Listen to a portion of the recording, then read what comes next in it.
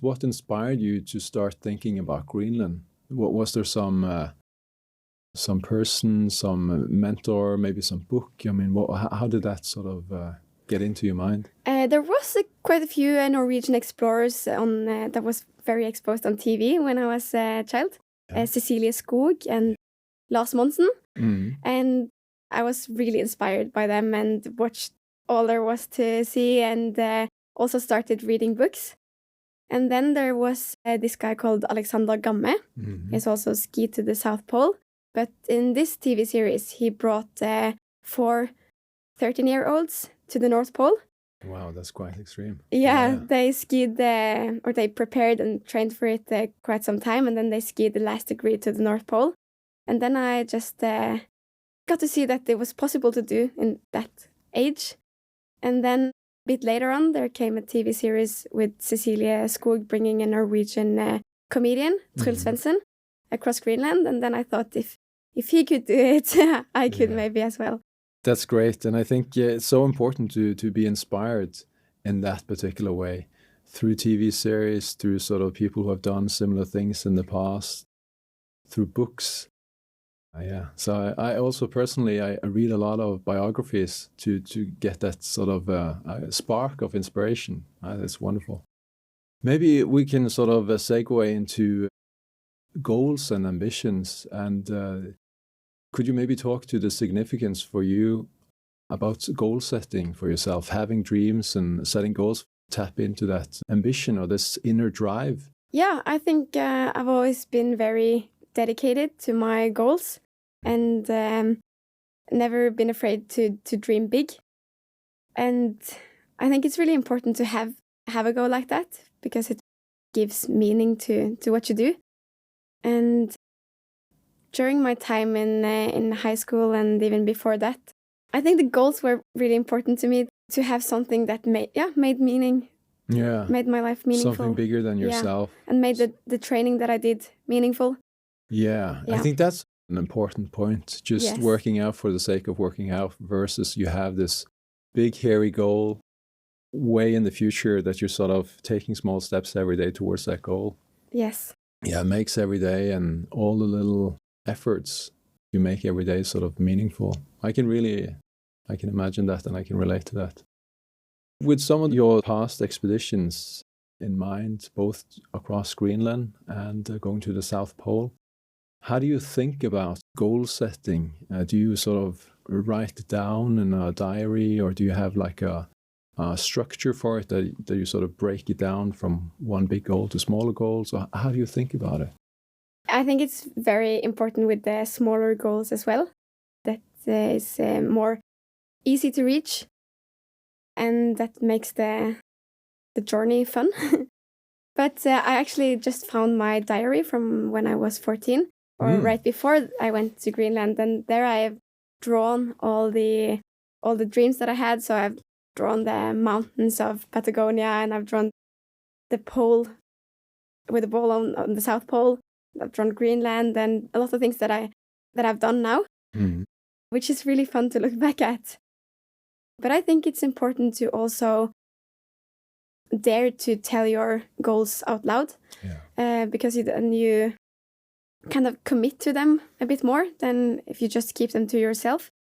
And it's easier to plan for and prepare for and to try to gain the experience that you need to get there.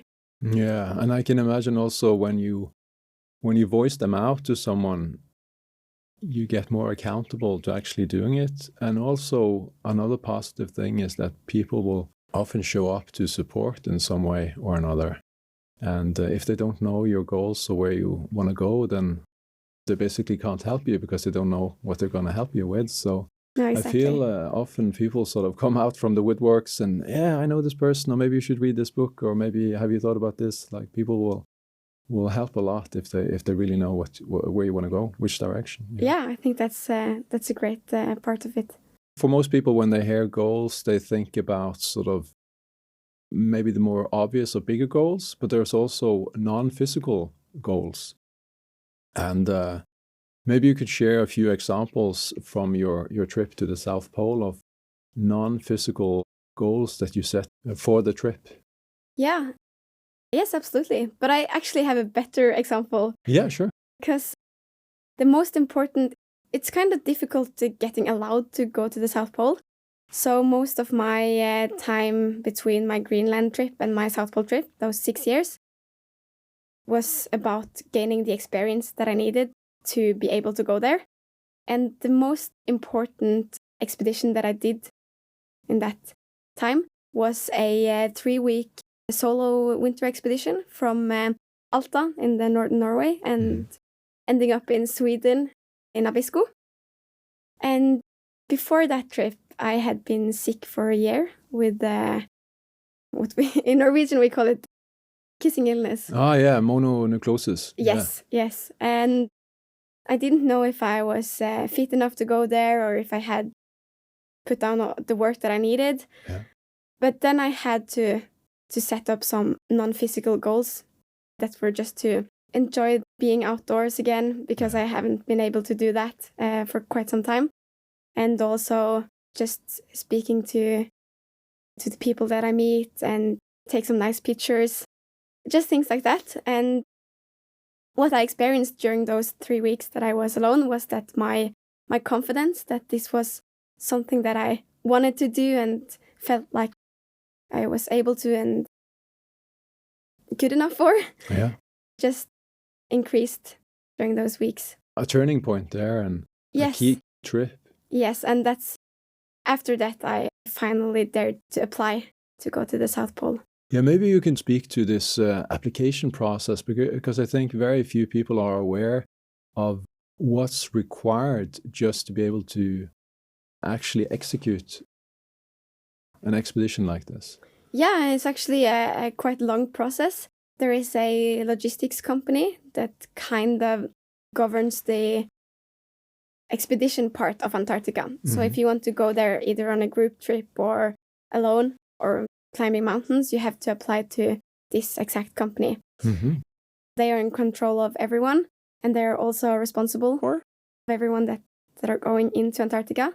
They want you to make it, and they are looking into the details of what you've done before because they really want you to have a good time there.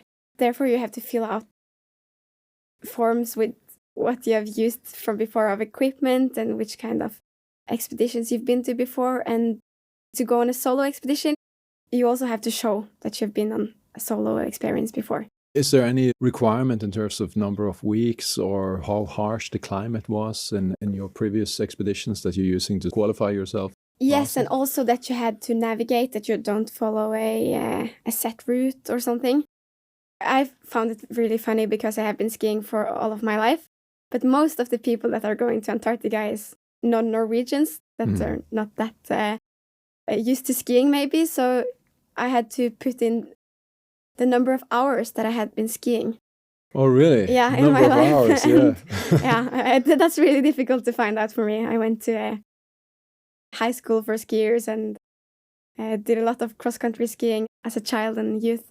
So that was a bit funny, but yeah, you have to document all your former training and experience. Is this process by paper or is it online or how does it work? Does it have, do you do interviews or? Yeah, papers, interviews, meetings, a lot of different things. You also need a reference, or you will be better off with a reference. And is that a reference from someone who's already been at the South Pole or? Yeah, either that or a guiding company that I trust or something like that. Most people that contact them that want to go to the South Pole are people that just has this goal, but they've never been skiing before. They haven't used any of the equipment. So normally that process takes up to 5 to 10 years to just gaining the experience and starting out the planning process. And for how long did this process take for you? For me, it was really important that I felt confident enough myself to actually apply. I didn't want to send before that, as most people do. So I just did everything up front of the application, and then I when I sent it, I got it quite fast. And it's quite expensive as well, pulling all of this together. I think in some cases, you know this better than I do, but I would imagine maybe 500,000, maybe 1 million, maybe more, to put together an expedition like that. Yeah, only the fee that I paid the logistics company was $84,000. Only for the application fee, yeah? Yeah, or the logistics and the safety when you're first in Antarctica. Mm-hmm.